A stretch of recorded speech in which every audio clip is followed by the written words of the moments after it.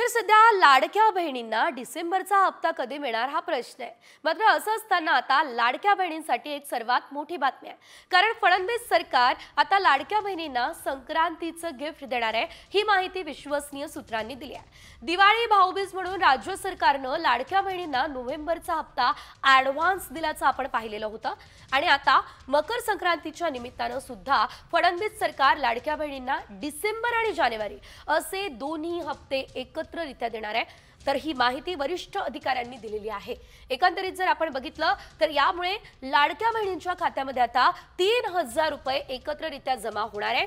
तर 2.25 कोटी अर्जांच्या फेरपडताळणीचा निर्णय लांबणीवर पडणार अशी सुद्धा माहिती आहे। त्यामुळे लाडक्या बहिणींसाठी खरं तर आज ही गुड न्यूज म्हणावी लागेल।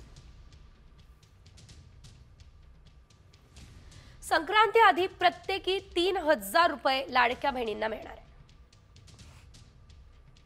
डिसेंबर जानेवारीचा हप्ता ही संक्रांती आधीच मिळेल। 2.25 कोटी अर्जांच्या फेरपडताळणीचा निर्णय मात्र लांबणीवर पडलाय।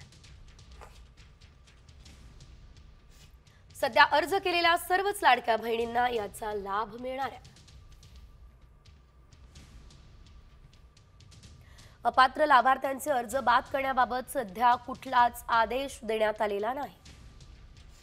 नव्याने आलेल्या अर्जांची तपासणी मात्र शेवटच्या टप्प्यात होणार असल्याचं देखील कळतंय।